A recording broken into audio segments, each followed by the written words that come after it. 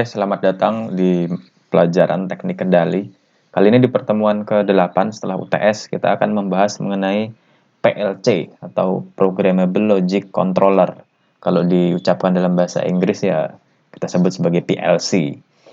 Nah, PLC ini perlu Anda ketahui bahwa aplikasinya itu sangat luas. Digunakan untuk apakah PLC ini gitu ya? Sehingga aplikasinya sangat luas ya, tentunya digunakan untuk mengendalikan mesin-mesin ataupun sistem yang ada dalam suatu pabrik maupun instalasi yang besar. Contohnya seperti instalasi pembangkit tenaga listrik, baik itu tenaga angin maupun tenaga air ya, bahkan pembangkit listrik tenaga diesel atau pembangkit listrik yang menggunakan nuklir barangkali dia masih menggunakan PLC pada bagian-bagian kontrol tertentu. Nah, sekarang kita lihat aplikasinya itu. Nah, ini adalah contoh ya aplikasi PLC di bidang energi, yaitu sistem kontrol pada turbin air. Anda lihat di sini, ini contohnya adalah PLC yang digunakan untuk mengontrol turbin air jenis turbin Pelton ya. Nah, Anda perhatikan di sini apa sih yang dikontrol gitu kan? Nah, apa saja sih yang dikontrol ya? Tentu yang dikontrol itu berbagai hal. Anda misalkan mau mengontrol si energi listrik yang dihasilkan dari turbin air ini mau diarahkan ke mana, mau disalurkan ke bagian apa seperti itu. Tentu kan kalau listrik kemudian mengalir ke trafo terlebih dahulu, kemudian baru didistribusikan seperti itu. Nah, PLC ini bisa mengatur apakah putaran poros dari turbin Pelton ini mendekati putaran kritis atau tidak. Jadi dia bisa digunakan untuk melakukan proses pengereman gitu. Nah, kalau Anda lihat di sini ini ada manometer, ada flow meter. Nah, artinya apa? Di sini sensor flow meter dan manometer ini bisa membaca debit dan tekanan gitu yang ada di dalam penstock ini, yang ada di dalam penstock. Nah, si PLC ini dia bisa memonitor itu semua, itu sistem itu. Jadi bisa memonitor, kita bisa tahu, kita bisa atur flow berapa yang aman, kemudian tekanan berapa yang aman untuk sistem turbin kita. Nah, itu salah satu contoh pada aplikasi PLC di bidang energi. Nah, sampai sini Anda belum tahu itu wujud PLC itu seperti apa sih gitu. Nah, ini sengaja saya tampilkan contoh aplikasinya dulu supaya Anda itu paham. Belajar PLC itu Anda fungsinya itu nanti Anda pakai di mana gitu. Jadi belajar itu nggak percuma. Dan juga supaya Anda semangat gitu ya. Ini salah satu contoh aplikasi PLC lagi yaitu bidang energi. Makanya dulu pernah saya bilang kalau orang manufaktur itu fleksibel, itu bisa kerja di mana aja karena kalau Anda paham sistem kontrol, Anda mau kerja di bidang energi, material, apalagi manufaktur itu insya Allah keahlian Anda terpakai semua. Nah, ini contoh aplikasinya di bidang turbin angin ya. Jadi skematisnya ya, diagram skematisnya Anda perhatikan di sini ada propeller, kemudian di sini ada sistem generator ya untuk karena propeller ini berputar maka dia akan memutar generator menghasilkan energi listrik. Kemudian di sini ada suatu sistem PLC ya, yang mengatur sistem fisis di dalamnya gitu.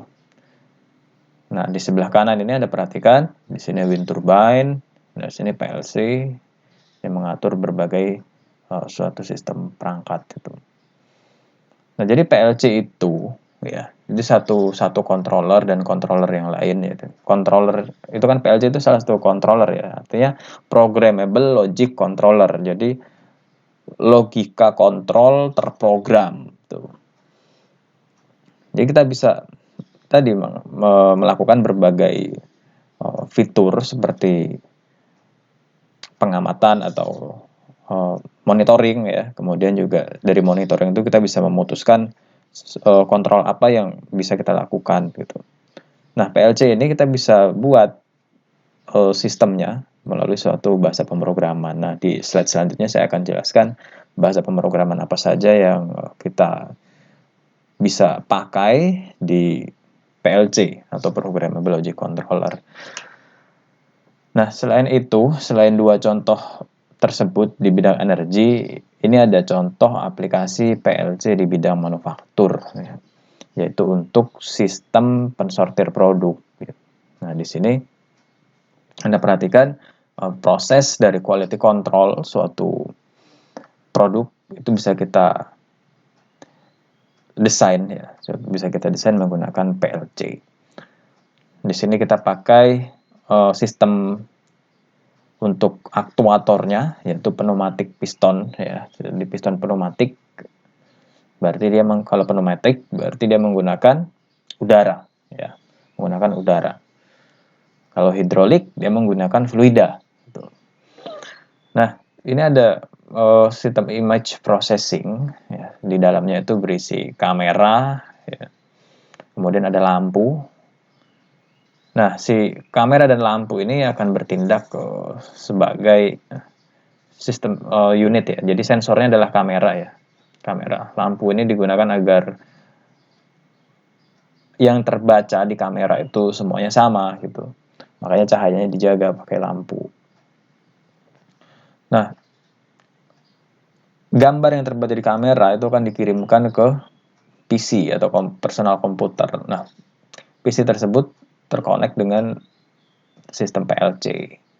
Sistem PLC mengendalikan pneumatic piston ini. Jadi ketika kameranya mendeteksi ada part yang cacat, itu PLC bisa itu memerintahkan pneumatic piston untuk bergerak, mendorong part yang melewati image processing part ini. Artinya produk yang melewati image processing system itu akan terdorong, ya, karena terbaca bahwa produk tersebut cacat. Nah, yang menggerakkan pneumatic piston ini adalah sistem kontrol pada PLC. Kemudian satu contoh lagi, yaitu yang paling dekat dengan kehidupan Anda sehari-hari, ini mesin pencuci mobil otomatis. Nah, jadi Anda lihat di sini, ya, ada mesin pencuci mobil otomatis. Nah, prinsip kerjanya yaitu kita definisikan seperti ini, ya. Prinsip kerjanya, jika tombol start ditekan, maka spray valve akan membuka. Tuh, ini spray valve. Nah, motor konveyor kemudian akan aktif menggerakkan mobil masuk ke dalam mesin pencuci mobil otomatis ini. Setelah masuk, ya, ke dalam mesin pencuci mobil ini, ya, maka di dalam mesin ini ternyata diberi sensor. Nah, fungsinya buat apa sensor itu? Fungsinya untuk mendeteksi adanya mobil. Jadi kalau bukan mobil dia nggak bisa mendeteksi, ya. Misalnya Anda masukkan gajah atau Anda masukkan kuda, ya berarti bukan mobil, artinya dia nggak aktif. Nah, ini khusus untuk membaca mobil atau logam, ya, biasanya. Nah, ketika sensor ini mendeteksi adanya mobil, maka brush motor itu akan aktif tuh.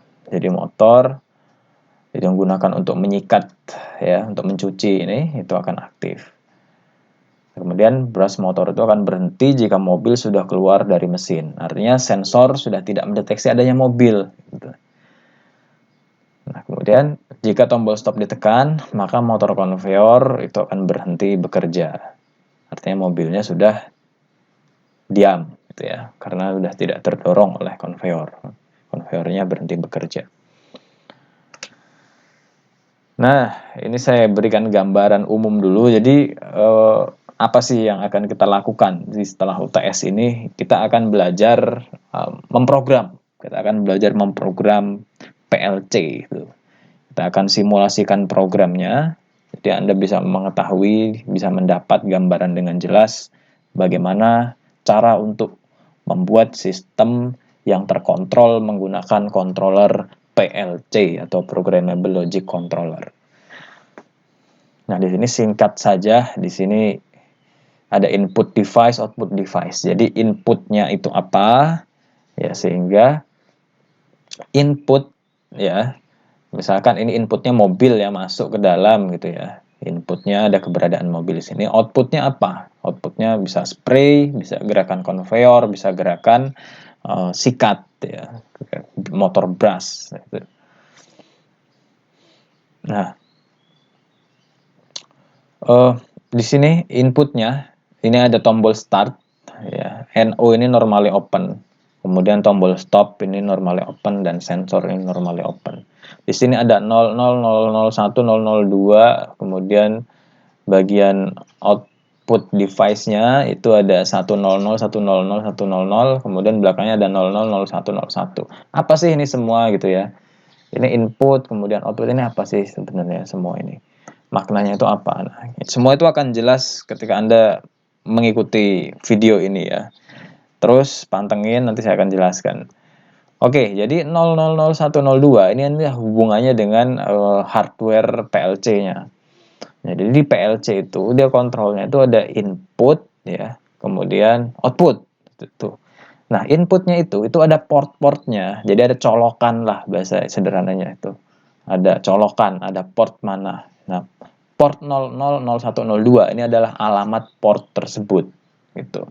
Jadi Anda buat tombol start ya, tipe saklarnya normally open, Anda colokkan di port 00. Nah, kemudian tombol stop, saklar stop, tipenya normally open, Anda colokkan di port 01. Nah, kemudian sensor ya, kalau ini kasusnya sensor untuk mendeteksi keberadaan mobil itu tipenya normally open, Kemudian portnya itu ini akan connect ke port input 02 ya. Nah, kemudian outputnya ini spray, conveyor dan brush. Spray dikoneksikan ke port output 10000, conveyor 10001 dan brush 10001. Oke, jadi urutannya seperti ini ya. Ini ada gambar baru, ini namanya ladder diagram ya. Ini baru Anda temuin di sini. Ini ya, sebelumnya saya belum pernah bahas ini ladder diagram. Nah, jadi inilah bahasa yang digunakan untuk memprogram PLC. Supaya PLC itu bisa mengontrol alat-alat yang terlibat di dalam sistem kendali. Tuh. Nah, di sini urutannya, pertama Anda definisikan terlebih dahulu kontrol seperti apa yang Anda inginkan. Oke ya, setelah Anda definisikan secara bahasa manusia, ya kemudian Anda buat itu listnya, inputnya apa. Kemudian output yang Anda inginkan itu apa. Nah, setelah itu, ya sudah terpetakan seperti ini, ya Anda tentukan inputnya, kemudian Anda mau masukkan ke port dengan alamat berapa. Kemudian outputnya apa? Outputnya itu Anda mau koneksikan dengan port yang berapa aja itu alamatnya. Setelah udah terpetakan seperti ini ya, nah Anda bisa implementasikan ini ke dalam bahasa pemrograman ladder diagram atau diagram tangga. Ladder itu kan bahasa Inggrisnya dari tangga. Anda lihat aja bentuknya seperti tangga itu kan. Baris, ini ada garis, ada garis, ada garis. Ini seperti anak tangga. Nah, makanya ini disebut ladder diagram. Tuh. Nah, jadi gambaran umum seperti itu. Nah, setelah itu ladder diagram ini Anda buat, Anda bisa simulasikan gitu. Anda simulasikannya bagaimana, Pak? Gitu. Simulasikannya kita pakai software yang namanya CX Programmer. Kita juga membuat bahasa pemrogramannya di software tersebut, namanya CX Programmer juga. Nah, jadi makanya itu di LMS, linknya sudah saya taruh sana, silahkan Anda download, Anda install. Ya, hari ini Anda download, Anda install. Minggu depan saya layani Anda, kita belajar ini, ladder diagram, kalau sudah punya softwarenya terinstall di komputer masing-masing. Ya nggak nginstal ya terserah, ya pokoknya usahalah gitu. Anda mau dapat ilmu, Anda harus usaha gitu, apalagi kondisi seperti ini. Oke. Nah, Anda install, nanti kita akan bahas ya lebih lanjut. Nah, di sini saya sudah menyebutkan ada ladder diagram tuh untuk memprogram PLC. Tapi Anda belum pernah lihat bentuknya PLC itu hardware-nya seperti apa gitu ya. Nah, sekarang kita masuk ke detail ya, lebih masuk ke PLC-nya itu sendiri. PLC itu apa sih gitu ya. Nah, PLC itu Programmable Logic Controller. Ya, jadi kepanjangannya PLC itu Programmable Logic Controller. itu bisa diartikan sebagai kontrol logika terprogram. PLC itu sendiri memiliki otak. Ya, otaknya itu berupa mikroprosesor ya, bukan otak udang. Nah, makanya PLC ini pinter. Jadi otaknya itu mikroprosesor. Itu digunakan pada otomasi proses industri seperti pengawasan dan pengontrolan mesin-mesin produksi. Nah, di contoh awal-awal tadi saya sudah jelaskan, PLC ini bisa diaplikasikan di berbagai bidang, salah satunya di pembangkit listrik. Fungsinya adalah untuk pengawasan dan pengontrolan. Itu. PLC itu memiliki perangkat masukan dan keluaran yang digunakan untuk berhubungan dengan perangkat luar seperti tombol operasi. Ya, maksudnya tombol operasi itu bukan tombol buat mengoperasi bedah, artinya tombol untuk mengaktifkan mesin atau saklar. Nah, kemudian hubungannya PLC ini bisa juga dengan sensor, kemudian ada relay, ada kontaktor, dan banyak hal gitu ya. Motor listrik juga bisa gitu berhubungan dengan PLC ini dikoneksikan. Oke, kemudian bahasa pemrograman ya, tentunya kan PLC ini bekerja berdasarkan bahasa pemrograman yang kita tanamkan di dalam otaknya PLC ini ya. Kita masukkan ke otaknya prosesor gitu. Kita program prosesornya ya, kita tulis tadi dengan bahasa pemrograman itu supaya dia bisa memproses input yang masuk kemudian menghasilkan output. Nah, terus gimana kalau bahasa pemrogramannya salah? Ya udah berarti outputnya juga salah gitu. Jadi kalau yang memprogram itu salah, PLC-nya juga salah, kayak gitu ya. Nah, bahasa pemrograman yang ada di PLC ini itu ada 3 jenis, yaitu yang pertama ladder diagram, yang kedua FSC, yang ketiga FBD. Nah, jadi 3 bahasa pemrograman ini itu punya kelebihan dan kekurangan masing-masing. Nah, cuma kita di kuliah kali ini kita akan belajar pemrograman PLC menggunakan ladder diagram. Kenapa cuma ladder diagram, Pak? Gitu kan. Ya kalau saya bahas tiga-tiganya SKS-nya nggak cukup, itu cuma 2 SKS itu. Yang jelas yang paling banyak dipakai itu ya ladder diagram. Kenapa? Alasannya adalah yang pertama dia mudah gitu ya. Nih, contoh ya, ini ladder diagram.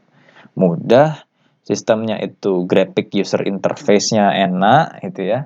Dan kita tracing-nya atau kita buat koreksi programnya kalau ada salah itu mudah untuk ketahuan gitu. Nanti Anda akan paham ya setelah Anda install CX Programmer, kita praktikkan, saya jelaskan, Anda simak, nanti kita akan lihat gitu. Bahasa pemrograman PLC yang ladder diagram ini sangat powerful untuk membuat sistem kontrol.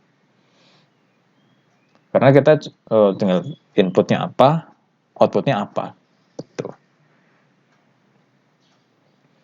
Nah, tentu ada fungsi-fungsi ya, ada fungsi-fungsi yang fungsi itu ini maksudnya yang bisa kita pakai, misalkan kita ingin dia delay atau timer atau dia kita aktifkan, misalkan kita mau menggerakkan motor listrik gitu ya, kita ingin motor itu nggak langsung aktif ketika saklarnya kita tekan. Misalnya kan ada delay berapa lama itu.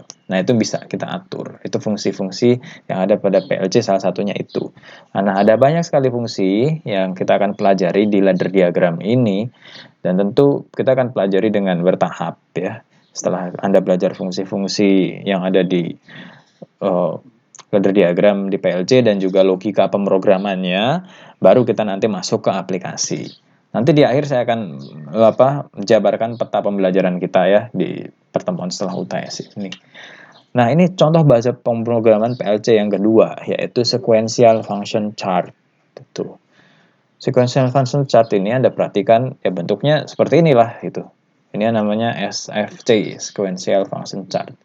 Jadi lebih abstrak ya, lebih tidak teratur lokasinya, jadi Anda mesti jeli-jeli aja routing dari satu step ke step yang lain. Ini ada step 1, nah initiation ya, initiation step 1, step 2-nya di sini, step 3-nya di atas, nah, step 4-nya di sini sebelah kanan kayak gitu. Oke ya. Itu yang jenis SFC, ini buat gambaran aja. Nah, kita nggak belajar SFC di sini, kita pakainya ladder diagram. Tuh. Nah, kemudian ini ada satu lagi namanya function block diagram. Nah, kalau Anda ingat di awal pertemuan ya, awal-awal itu di sebelum UTS kita belajar juga block diagram. Nah, block diagram itu fungsinya buat apa? Salah satunya supaya Anda bisa lebih mudah kalau Anda belajar FBD nantinya. Anda sudah lulus, katakanlah Anda mau upgrade pengetahuan tentang kontrol kendali, PLC khususnya, Anda mau belajar FBD. Nah, Anda udah ngerti tuh, blok diagram itu apa sih isinya blok diagram itu. Ini kan nggak cuma kotak-kotak aja, ini sebetulnya ada isi, ada rumus-rumusnya, ada fungsinya di dalam ini. Nah, Anda harus buat itu. Kelihatannya simple, tapi sebetulnya ini Anda harus program tiap-tiap kotak itu. Seperti itu. Nah, itu 3 bahasa pemrograman yang dipakai di PLC. Nah, kemudian PLC itu tersusun dari apa sih? Gitu kan. Nah, PLC itu ini, ya. Programmable Logic Controller itu, hardware-nya tuh ini. Tuh. Ini ada port-portnya nih. Di bagian atas. Nah, itu yang akan kita pakai untuk mengkoneksikan input dan output-nya. Anda perhatikan di sini di gambar sebelah kiri input modul ya, ada input sensing device atau sensornya, sensor beragam jenis sensor di sini. Kemudian ada input modul, di sini PLC-nya. Nah, PLC itu sendiri dia punya memori gitu ya, sehingga dia bisa kita kirimi program itu pakai ladder diagram. Nah, jadi data dan itu bisa di save sama prosesornya. Apa tadi namanya? Microcontroller, otaknya ini ya, otaknya PLC. Nah, si otaknya PLC ini perlu makanan gitu ya. Makanannya tuh apa? Energi. Energinya apa? Dari listrik. Makanya dia butuh power supply di situ. Nah, begitu. Jadi dari CPU, Central Processing Unit. Jadi jangan dibayangkan CPU-nya PLC ini kayak CPU Anda ya, yang segede gaban, kotak gitu, bukan. Jadi CPU-nya itu ya kecil aja di dalam sini bentuknya, ya PCB kayak gitu. Ada prosesor kayak gitu. Microcontroller lah. Nah, masuk ke sini, kemudian keluar ya, bukan masuk. Kalau masuk dari input masuk ke microcontroller, ya microcontroller keluar, ya artinya ke output. Outputnya bisa banyak hal, bisa motor listrik, bisa cahaya, bisa outputnya ke mana ini? Hambatan ke hambatan ya, ke beban gitu ya. Oke. Nah, ini contoh PLC. Nah, PLC ini itu jenisnya ada 2 jenis kalau dari sisi hardware-nya. Jadi ada yang hardware-nya itu tetap. Jadi kita beli satu hardware, kita buat program itu kita nggak bisa perbanyak. Artinya apa? Modul inputnya itu nggak bisa diperbanyak tuh. Jadi otaknya satu, ya. Otaknya satu, inputnya ya udah itu tok itu sama itu nggak bisa diperbanyak inputnya. Tapi ada juga jenis PLC yang bisa diperbanyak atau modular. Nah, ini yang Anda lihat ini adalah jenis PLC yang modular. Jadi otaknya satu, inputnya bisa kita tambah, outputnya bisa kita tambah gitu. Itu jenis PLC berdasarkan hardware-nya. Kemudian ini adalah jenis yang saya bilang tadi, dia nggak bisa ditambah-tambah gitu ya. Ini fix tipenya, tuh ada tulisannya fix. Itu elemen penyusun sistem PLC dari sisi hardware. Nah, PLC selain dia diprogram menggunakan software CX Programmer ya, itu juga banyak sekali software lain gitu. Tergantung mereknya apa PLC-nya. Kalau dia CX Programmer, berarti PLC tersebut itu digunakan untuk memprogram hardware yang diproduksi oleh Omron. Nah, karena saya dulu belajarnya Omron, maka sekarang saya ajari pakai Omron gitu. Nah, ini hardware-nya ya. Jadi ini CC1 tipe PLC Omron. Kalau ini software CX Programmer-nya. Jadi si PLC ini wujudnya seperti ini, itu kita program menggunakan software CX Programmer. Seperti itu. Nah, di perkuliahan ini, jadi software ini, CX Programmer ini kita gunakan untuk membuat program dan mensimulasikan program yang kita buat. Karena kita kan nggak pegang hardware-nya. Nah, tapi di software ini kita bisa simulasikan. Gitu. Sehingga gambaran mengenai sistem kontrol yang kita rancang itu lebih jelas tanpa kita perlu membeli hardware-nya terlebih dahulu. Nah, setelah software ini selesai dibuat, kemudian kita simulasikan berjalan, kemudian Anda mau beli hardware-nya, ya silahkan Anda praktekkan gitu ya, biar tahu realitanya. Anda beli tipe PLC Omron CJ1, ini harganya nggak sampai 5 juta kalau Anda mau beli. Silahkan cek di Tokped banyak. Yang saya kan juga banyak, lebih murah gitu ya. Silahkan biasanya cari di kota-kota industri, kota-kota industri seperti Karawang itu banyak sekali yang jual second ini. Silahkan cari sendiri gitu ya. Nah, ini softwarenya silahkan download di LMS, sudah saya upload. Nah, ini Anda perhatikan, ini sebelum UTS Anda sudah belajar ini ya. Nah, ini secara matematika ya, otak Anda diperas di sebelum UTS ini.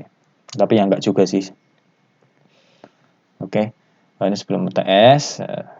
Setelah UTS ya udah, ini udah lebih ke implementasi. Jadi lebih pakai nalar kalau setelah UTS. Jadi kita pengendalian menggunakan PLC, kemudian pertemuan berikutnya kita bahas gerbang logika, lalu kita mulai masuk ke ladder diagram dan fungsi-fungsi pengendalian, gitu. Kemudian di sini kita coba merancang ya. Selanjutnya pertemuan ke 11, 12, 13, 14 kita praktekkan untuk membuat sistem PLC di bidang manufacturing, pembangkit listrik untuk pertanian dan pengolahan limbah. Oke, jadi itu gambaran mengenai perkuliahan setelah UTS. Kita akan membahas mengenai PLC. Oke. Demikian perkuliahan kali ini, semoga bermanfaat dan sampai jumpa di video berikutnya.